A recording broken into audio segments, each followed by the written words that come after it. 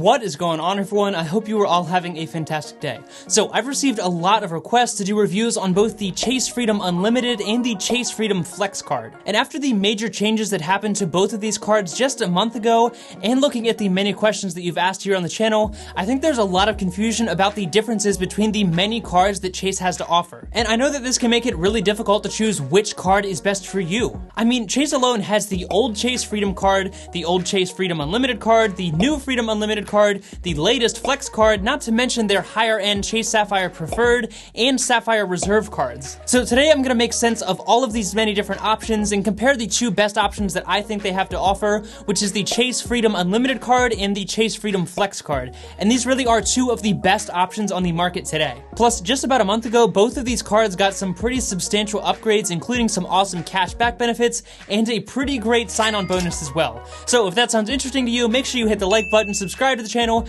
share this with someone who you think could get value out of this content as well, and let's jump right into it.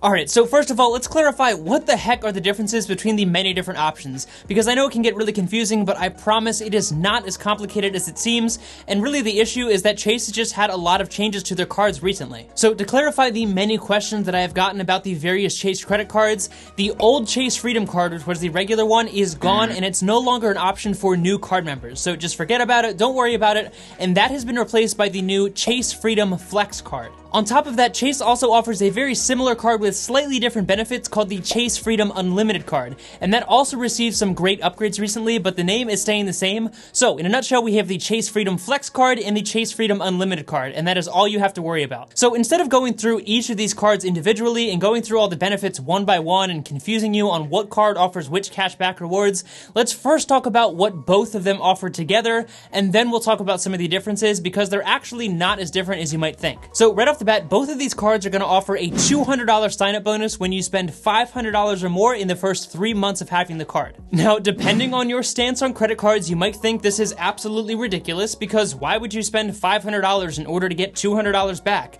And you're correct, kind of. If you're planning on getting either of these cards, then I think it should go without saying that you should absolutely not force yourself to spend $500 on crap that you wouldn't have bought anyways, just to get a $200 bonus back. However, I think it's fair to assume that most of you spend at least $170 per month, so if you do fall into that category, then you will hit that $500 limit pretty easily in 3 months, and you'll get that $200 back for absolutely free. Just make sure that you're spending this money on stuff that you would have bought anyways. So outside of that great sign-up bonus, both of these cards are also going to offer 5% cash back on travel purchases through the Chase Ultimate Rewards program, 5% cash back on grocery store purchases for the first year on up to $12,000, which that alone is a $600 benefit, as well as 3% cash back at restaurants, which includes delivery services like Grubhub, DoorDash, and Uber Eats, and 3% cash back on all drugstore purchases as well. And for those of you who have been stuck inside the past few months, you're also going to get 3 months free to Dash Pass, which is DoorDash's free delivery service when you order something over $12. DoorDash, Dash Pass, DoorDash, Dash Pass. Oh my gosh. And keep in mind that both of these cards offer all of this for absolutely free, because there's no annual fee, meaning you pay nothing to get this card. So you can probably already tell why the recent upgrades to both of these cards makes them two of the best options on the market across the board. But the benefits do not stop there. However, this is where they start to part ways in the benefits that they offer. So first, let's start with the Chase Freedom Flex card, which remember is the one that replaced the original Chase Freedom card, which is now gone, so don't worry about that. And this has been replaced by this brand new Chase Freedom Flex card. So with the Chase Freedom Flex card, you can get all of those awesome benefits that we just talked about, and you'll also earn 5% cash back on various rolling categories throughout the year. Now, if you're rolling your eyes because you hate rolling categories, then that's completely okay, but hear me out, because these benefits are pretty fantastic. These 5% categories are going to change each quarter, so every 3 months, with the first quarter being gas, the second quarter being grocery stores, quarter 3 being Amazon.com, and quarter 4 being Walmart and PayPal. Now, as you can see, there are many other benefits for each quarter, but these are the big ones that I personally feel you're going to get the most benefit from. So on these 5% categories, you can earn that 5% cash back on up to $1,500 in purchases every quarter, which breaks down to $75 each quarter or $300 at the end of the year if you do take full advantage of this benefit. And remember, that's on top of all of those other fantastic benefits benefits that we talked about earlier, and it's completely free because there's no annual fee. Now, outside of that 5% cashback, or if you go beyond that $1,500 limit, you're gonna earn 1% cashback on all other purchases. If you saw my review on the Discover It card, then these categories probably sound very familiar to you, and that's because they are nearly identical to what the Discover It card offers. And we'll talk more about why that's important later on, but for now, just know that you're gonna get 5% cashback on those rolling categories with the Chase Freedom Flex card, and 1% cashback on all other purchases. But considering these benefits are things like groceries and Amazon, I'm sure that most of us will be able to take full advantage of that 5% cashback. Now, if you currently have the old Freedom card, then remember, this card is replacing that. So if you want to, you can call up Chase and upgrade that card to the new Chase Freedom Flex card, which is very similar but does have slightly better benefits in my opinion. Okay, so that's the Chase Freedom Flex card in a nutshell. So now let's move on to the Chase Freedom Unlimited card. So again, you're gonna earn all of those benefits that we talked about at the beginning of this video that are offered by both of these credit cards.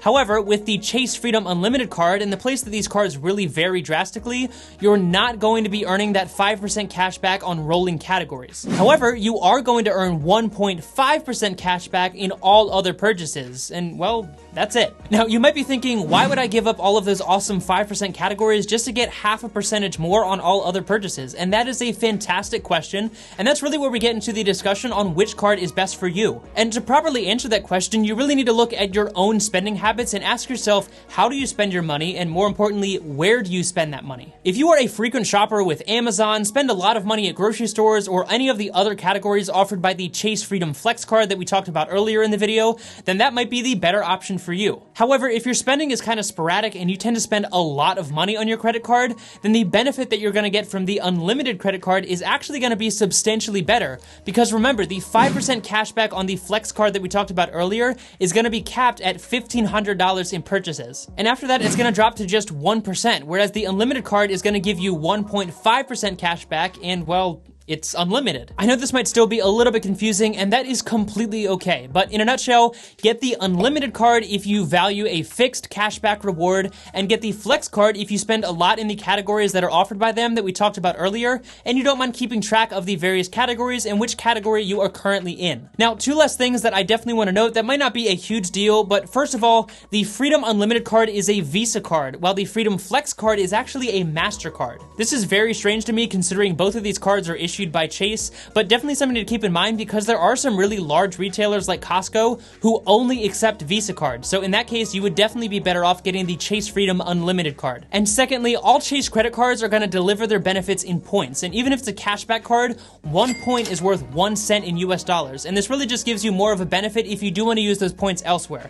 And this might make absolutely no sense at all, but if you do intend to use this as a cashback card only, then don't worry about this because it's going to pan out just like any other cashback card. So at the end of the day, these cards are very similar. However, in my personal opinion, I would go with the Chase Freedom Unlimited card. I understand that you're giving up those 5% rolling categories, but again, those are capped at $1,500 in purchases, meaning the maximum cashback benefit you would get for those at the end of the year if you take full advantage of it is $300. And that extra half percentage point may not sound like a huge difference, but if you're like me and you spend a lot of money on your credit cards because you only use credit cards, then this could equal a lot of money in cash back at the end of the year. But regardless of which card you feel better about, I think it's important to mention that you should never, ever change your spending habits just to meet the criteria or categories of any credit card. If you find yourself buying things from Amazon or Walmart that you would definitely not buy otherwise, just to get that 5% cashback category, then this completely defeats the purpose and benefit of having that card in the first place,